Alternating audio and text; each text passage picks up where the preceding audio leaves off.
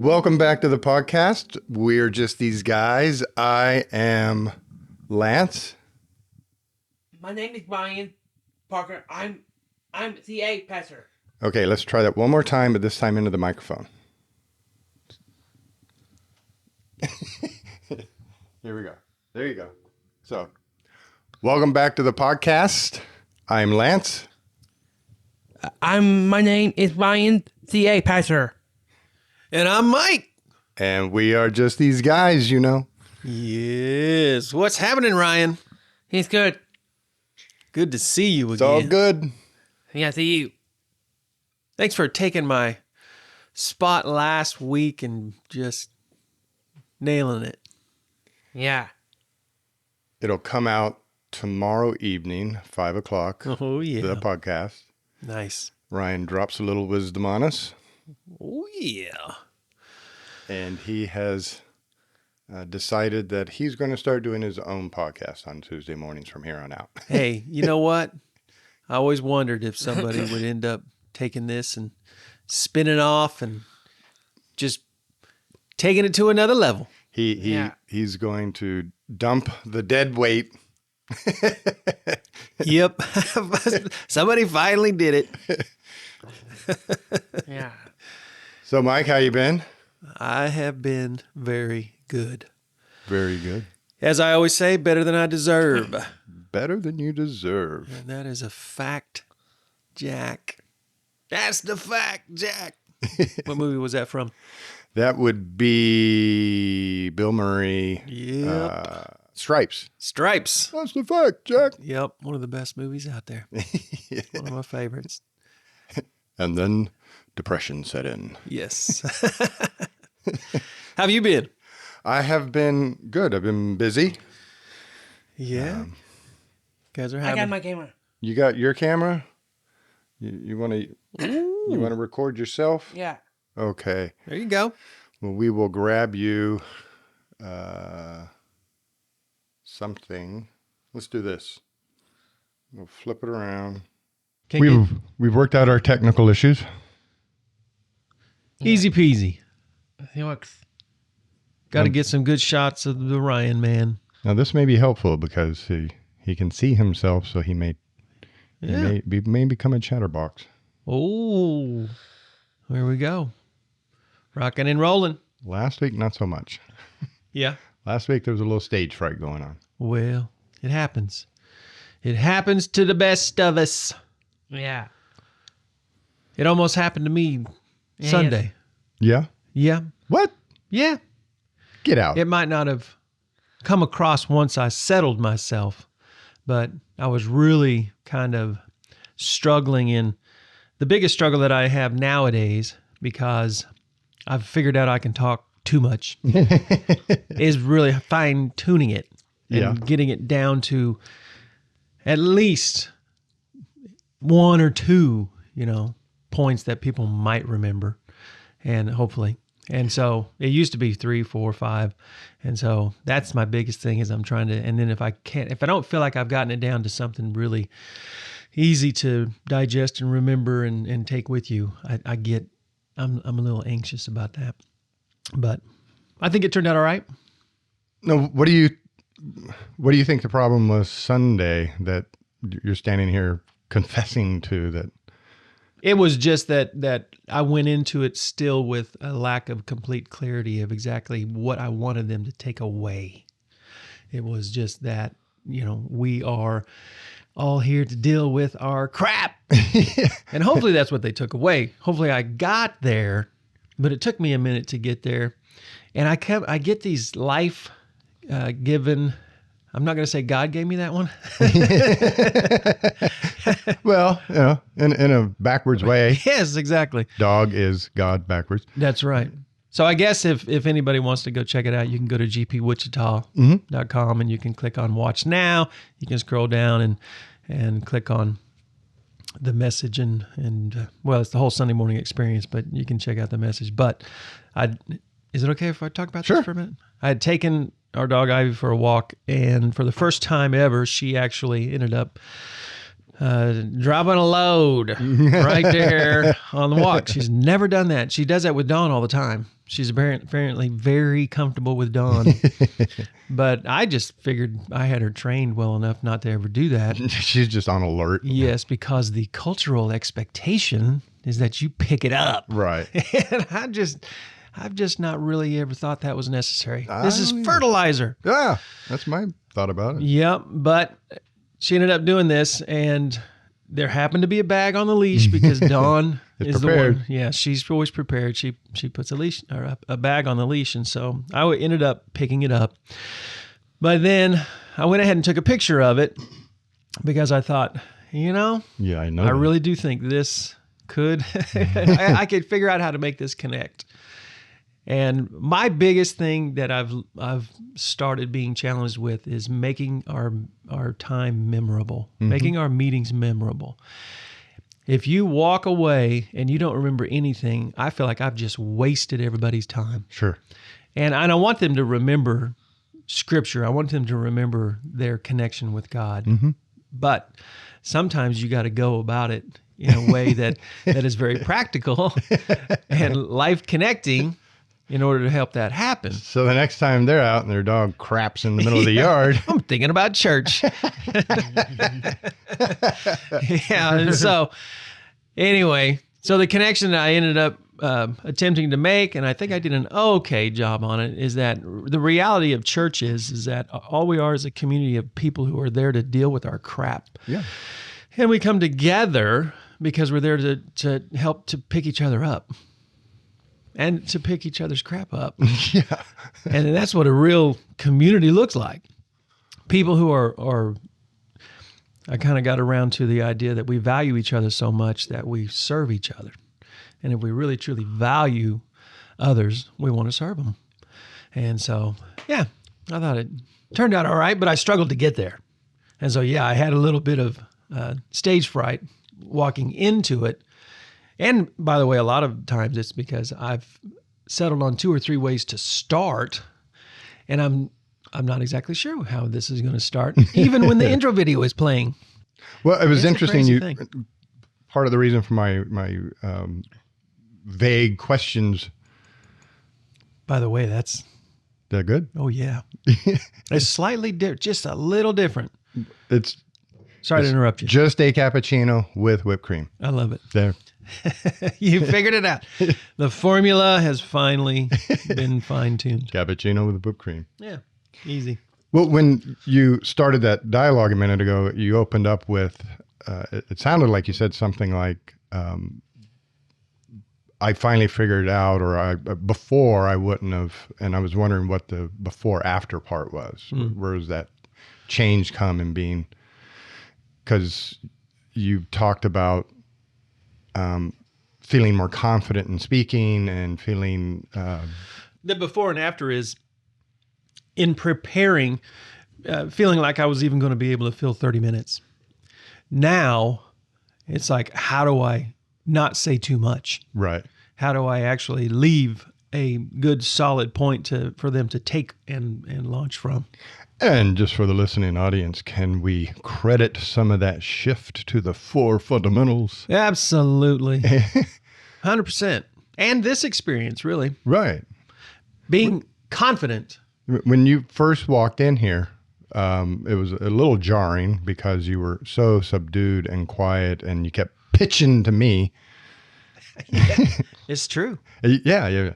So, Lance, and then you would stare, and I'm like, yeah, carry the tune, do the guitar solo now. You're the QB dude. Yeah, lead singer.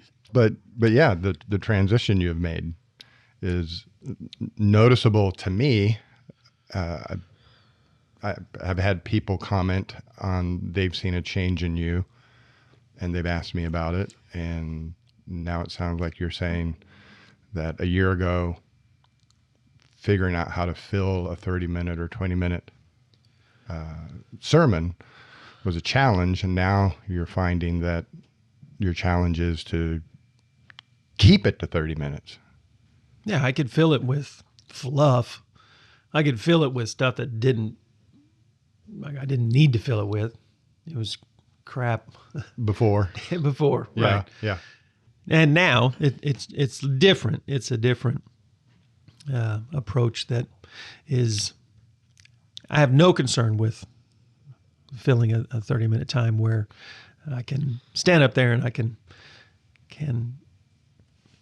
be a pontificator with no problem. But yeah, it's a much better scene for me throughout the week where I'm having to kind of prune and get to the, pruning is a really good thing for a plant. This is what I was talking about with the radio broadcast that we're going to be doing upcoming. When we first got invited to appear on the radio, that initial thought was, what about them? What are they trying to get us to say? What is their message that they're trying to pull us into? The concern was them. And so maybe in years past, as you're preparing sermons, you're thinking about how are they going to receive it? What, you're thinking externally, how do I make this entertaining? How do I fill this time so that they, as opposed to now when you walk out on stage, you're being driven by something from inside you. What do I want them to know? How do I get this across to them? How can I explain this in a way that might be entertaining? And so you are shining through on stage now. Because a couple months ago, 6 weeks ago, you declared, and I'm reminding you of this, that one day Yep. you want to do a stand-up comedy routine. Yep. And you just did one. The first 10 minutes of the sermon, you were killing the audience. Everybody was laughing. People had tears in their eyes. They were laughing so hard. You did the stand-up comedy routine. Now, it wasn't at a bar at night, but you just did it. You were hilarious. You had the audience eating out of your hand with your story about your dog. You left the photo of the crap on the screen a little too long. For my comfort. Yeah. Well, you want to let it sink in. Staring at a bag of poop here. Yeah. Well, so there's a couple of things that pop into my head when you're saying that. I believe that laughter is a gift. And laughter, by the way, will absolutely bring down walls.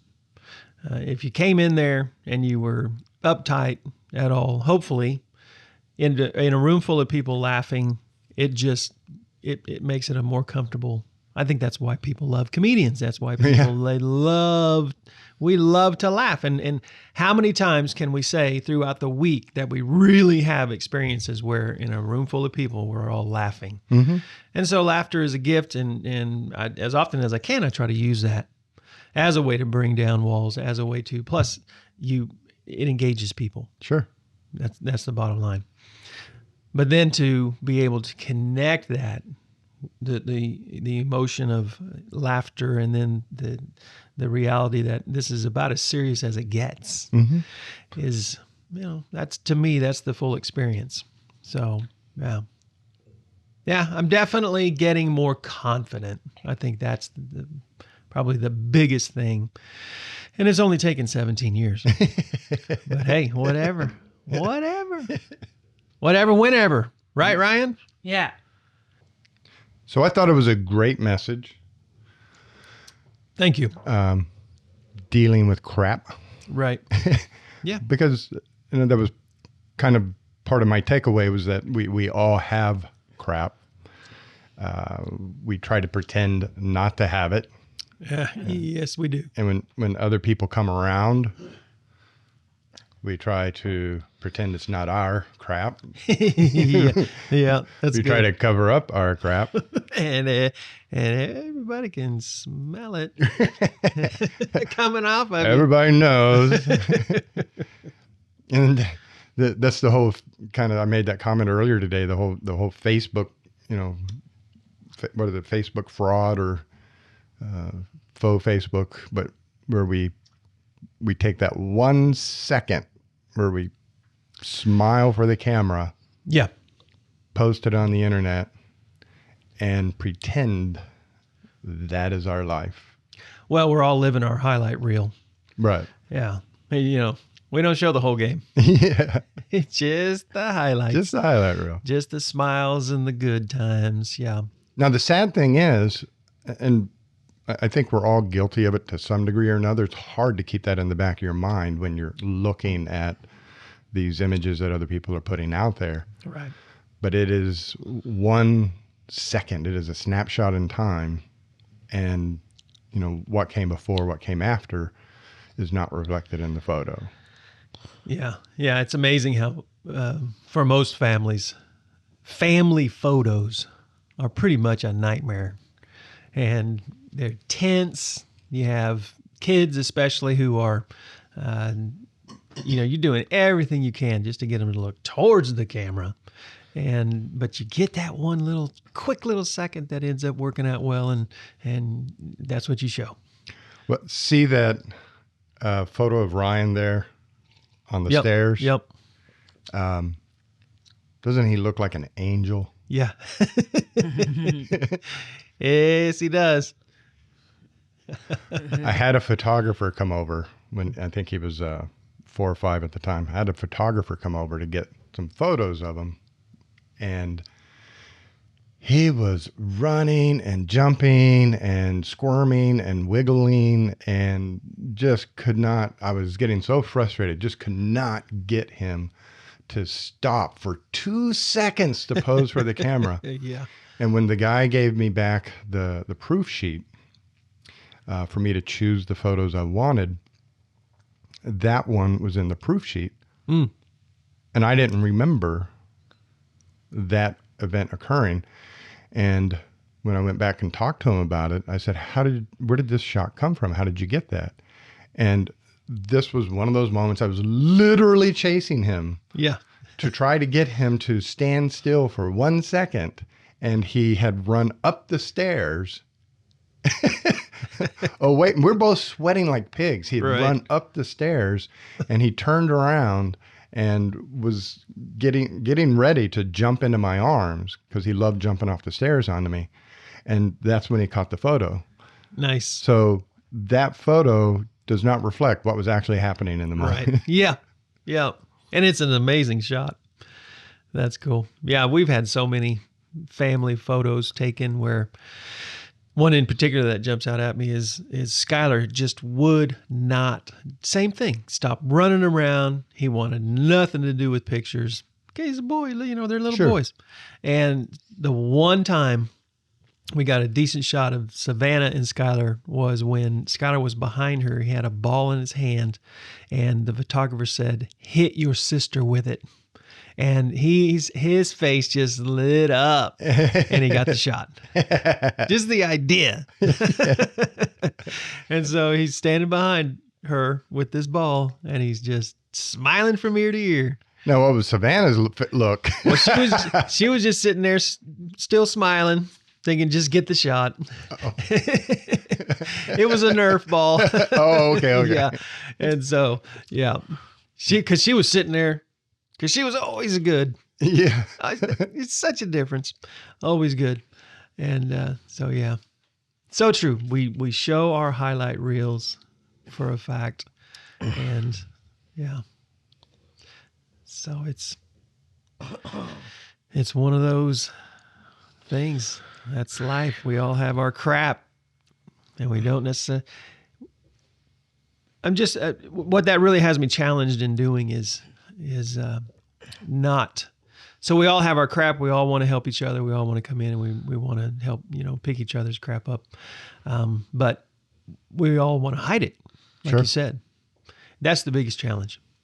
Is that everybody gets, just real with what's going on in our lives. And I think ultimately that's what leads us to this whole idea of confession. It's like the sin is in our crap, because oftentimes we're the ones who create the crap by the sin that just entraps us. But we don't want to admit it. We certainly don't want to appear to be weak. We don't want to appear to be still struggling with things that you would assume we've overcome long ago. And so, I think this is the whole idea, is that if we're really going to build an authentic community, those are the things that we're going to be willing to come together. And not just on Sunday morning, but getting together in community throughout the week in different ways and just deal with our stuff. The power of the power of crap is in our shame of it. That's right. And withholding it, hiding it. That's where the power comes in. If I said to you, I'm an alcoholic, now I have no more power over me. There you go. But if I'm, struggling with the idea, if I'm hiding it from everybody, if I'm pretending I don't have a problem with it, then that starts to consume me, consume my life. And now I create this facade. And now I'm looking at everybody else going, but they don't know the real me. If they only knew this, I can't let them know that. And it's when the secret. So like in your example, when the dog crapped on the walking trail and you're getting ready to walk away and that lady turned the corner. Yeah. There was that moment of kind of panic, like, oh no, maybe I cover it up. Maybe I pretend it wasn't, maybe I step in it and say, oh my God, look what somebody else did. All of that angst came about when you're trying not to own it. Yeah. Oh yeah. But the moment you just let your shoulders drop and say, ugh, okay, this is my crap, I'll pick it up. Yeah. Not only did it become a manageable situation, but it became a life lesson for 300 or 400 people in the audience. Sure. However many end up seeing it on the internet. Yeah. Owning your crap, you became powerful. Yeah. And the reality is, in that whole scenario or that whole example, her crap was my crap. Right. Yeah. And so that's why I had to deal with it. Now imagine that. Imagine if we actually looked at other people with such value that even their crap is your crap. So let's deal with it. And imagine how much shame would be, just destroyed if we looked at it that way. And that's what we can do for other people is if we become aware of their crap. We're going to name this episode Crap. Crapola. Step in the crap. Pick up other people's crap. This crap, Just this crap, Ryan doesn't think that's funny. No. But he's smiling. But no, once you become aware of somebody else's crap, if you step in to help them out, if you don't push them away, ostracize them, turn your nose up at them, yep, begin judging them, if you become aware of their crap and you step in to help them like you stepped in to help your dog, right, then the analogy doesn't work real well. But if I'm walking around with this secret shame and somehow you become aware of it and you lean into me, that helps me not keep it secret anymore. That helps me, in my mind, my Facebook judgment of myself is I'm a bad person, and that's why I don't want you to see it. So when you lean in and put your hand on my shoulder and say, hey, we'll get through this, suddenly I'm challenged with the belief that you hold that I'm not a bad person. Right. So who's right, me or you? Mm-hmm. And so it helps me start to deal with my own crap when you're accepting of me, even though I have crap on my shoe. Yeah. Yeah. Well, we're going to carry this one all the way. It certainly is, because in that situation, again, it came out and it had to be dealt with. And I was there serving her. I was walking her already. And so what was I going to do? Abandon her? Or was I just going to ignore it? That'll preach. Yeah. And so you got a friend, you're serving the friend, and suddenly you find out they got some crap. Yeah. Do you walk away? Exactly. Do you ignore it? You dump them? No, you deal with it. And you deal with it on the level that I was trying to communicate, not just to help them because they're hurting, not just to fix them because they're broken, but to serve them because they're valuable. Sure. Not in spite of, but really because of their crap. We all need to be reminded that we're valuable, and so valuable in God's eyes that he was willing to die for us. And for those of you who joined us in the latter part of the podcast, this is part of the reason why we started doing this podcast. Is we're not a psychologist, we're not a pastor, we're a couple of guys. We are just like you. Yep. We deal with the same things you deal with day in and day out. And if you scroll back to episodes, I think it's 4 and 5, where we share a bit of our testimony, our walk, how we kind of came to where we're at now, you will hear that it is full of bad decisions. Oh, yeah. Just a bunch of crap. We dealt with a whole bunch of crap to get to where we're at. And the only difference between now and then is we're willing to own that crap. Yeah. Yep. Willing to own it.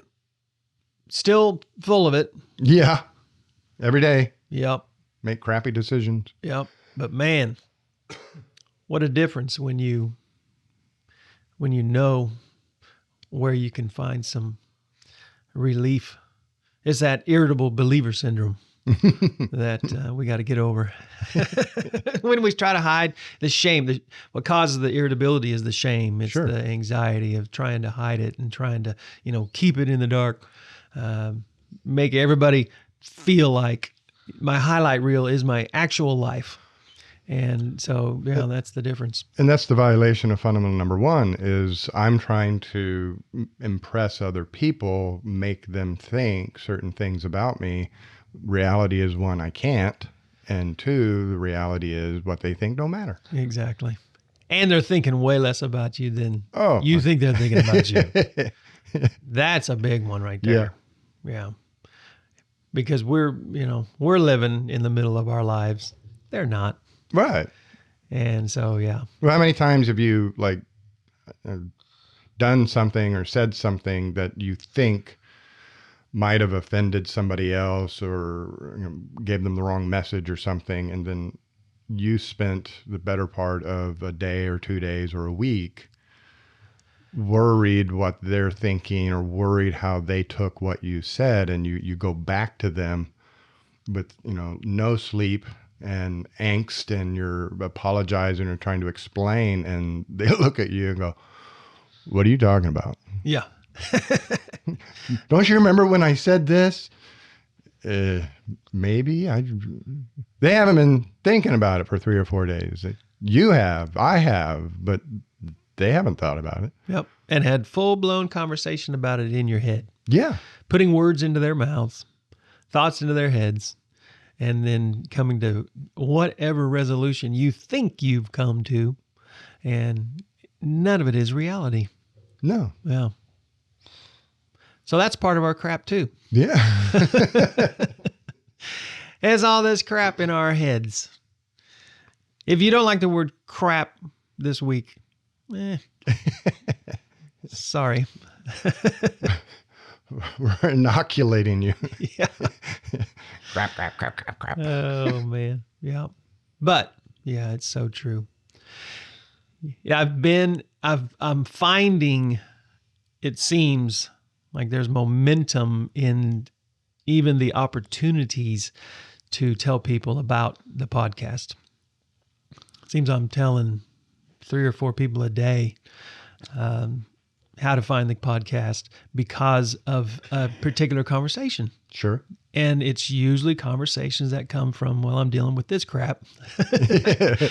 And I'll say, well, for that to really change, it actually, none of your behavior will change until your thinking changes. And so you got to check out this podcast that I'm doing with a buddy. And so it's just more and more awareness, opportunities to continue to point people towards. This is just a great way to start realistically and in a healthy way dealing with life on life's terms. Sure. which is going to have some crap in it for sure. So I feel we've run the gamut on the crap. yep, we're all done with that.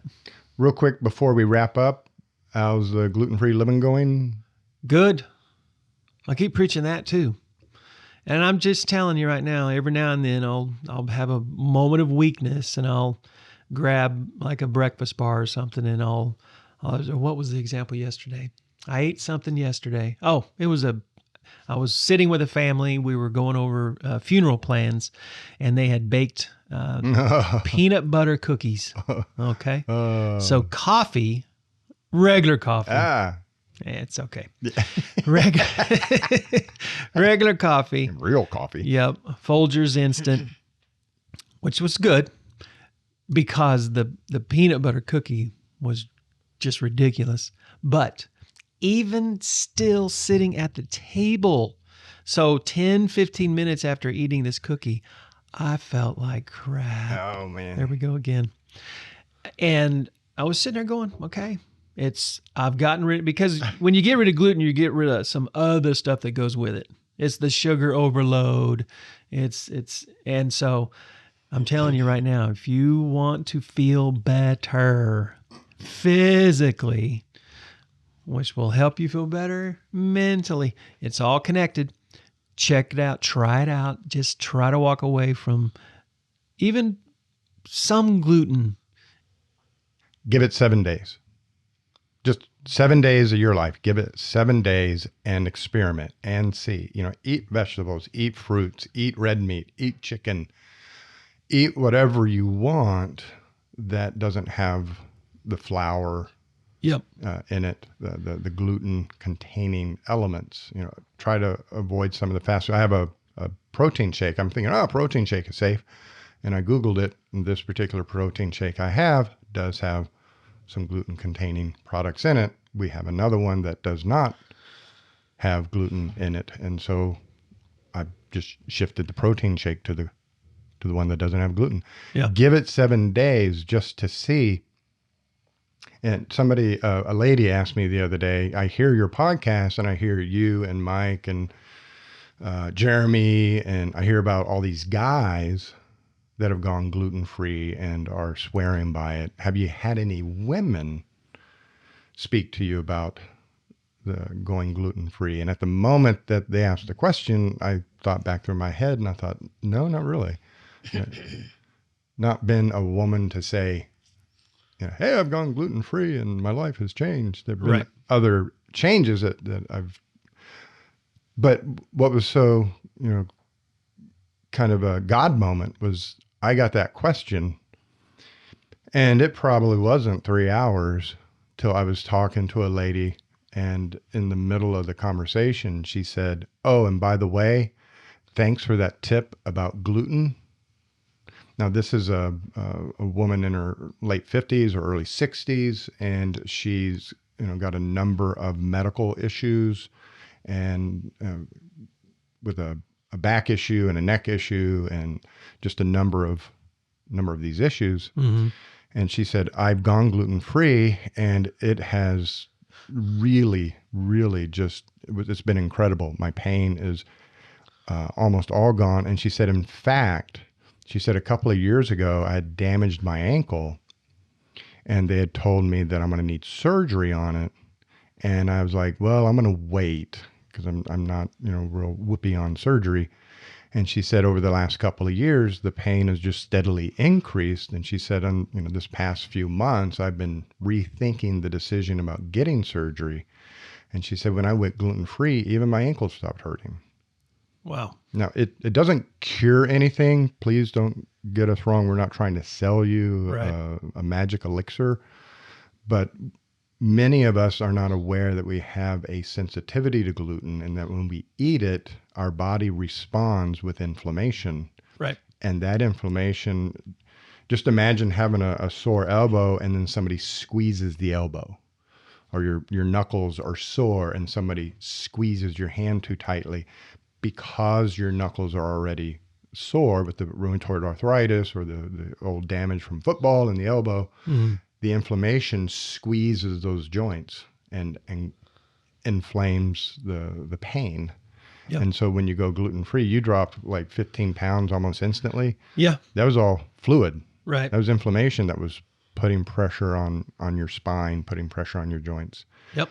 And this lady said that, and she said she was so excited about it. She turned around and told her nephew. Yeah. And he's doing it too. Oh, yeah. Yeah, I'm telling you. And you hit the nail on the head right there when you said that a lot of people don't even know that they have a gluten sensitivity because they haven't been diagnosed, or, it's not bad enough. It's just aches and pains and general just sluggishness. I'm getting old. Yeah. And so you just kind of accept it as the norm. I'm to the point where I make two noises. Yeah, that's right. One when I sit down, and the one after I sit down. Ah. Yeah. And then more when you get up. Yeah. Yeah. So, yeah, it's just one of those things, try it out. Like you say, 7 days. 7 days. 7 days. We are here to help you change your life. And any of these tips or tricks that we talk about in here about changing how you think, obviously there's a book, 12-2, How to Transform Your Mind, that spells these out in detail. You can go back through the podcast, episode 10 through 19, step-by-step process, walking you through the book. But any of these tips or tricks that we talk about, even if it's just the breathing exercise, breathing in your belly, holding it, and then releasing it. Yep. Doing it one time is of no benefit. Right. Yeah. That's a fact. Brush your teeth one time in the next 10 years. And please don't. And see how far you get with, your friendships. Right. But it's that consistent daily application that throughout the day, practice one of these skills for 7 straight days. Yep. And judge it after 7 days. Practice the breathing when you lay down to go to sleep, practice the breathing when you're just sitting at your desk, practice the breathing while you're driving, and in 7 days, see how you feel and see if it's worth continuing. Right. And the same way with a lot of the skill sets that we've talked about in here, assertiveness, fundamental number 1, 2, 3, and 4, changing how you think, practice them for 7 straight days and see how you feel at the end of the 7 days. Yep. Go literally gluten-free for 7 days. See how you feel at the end of 7 days. If you don't feel any different, then you're not gluten sensitive and go back to eating whatever you want. Yeah, absolutely. But I think a lot of people are going to be surprised if they actually give it that 7-day shot. Yeah. I mean, if you just feel like you're on top of the world and you have no aches and pains and you have no reason to do it, don't do it. Don't do it. But if you're like us, walking around making weird noises because you're all achy and sluggish, give it a go. What do you think, Ryan? Any final thoughts? Yeah. Give us some wisdom. I think. You can think about it. No rush. And I went at McDonald's again, Indiana Jones. and then Mission Impossible. Mission Impossible. Oh, yeah. Hey, when on Sunday, speaking of Sunday, you remember going to church Sunday? Yeah. You remember Pastor Mike talking? Yeah, laughing. And do you remember he had the picture of the dog on the screen? Yeah. Andy and Tucker and me in a long time. And what did you think about Pastor Mike's sermon when he started talking about crap? Was that funny? Yeah. Yeah.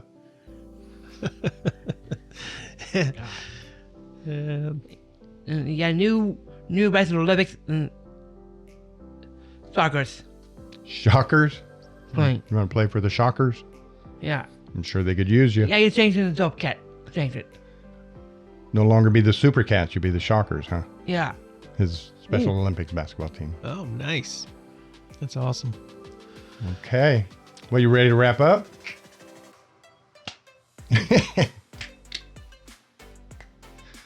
Thank you guys for tuning in today. Mike, you're going to have to lean in a little bit, I guess. There we go. There he is. And Ryan, come up here with this microphone. Speak into there. I am Lance. My name's Ryan C.A. Pastor. And I'm Mike. And we are just these guys we will catch you next week, same time, same channel. Thanks for tuning in today. Have an awesome week. Next Tuesday.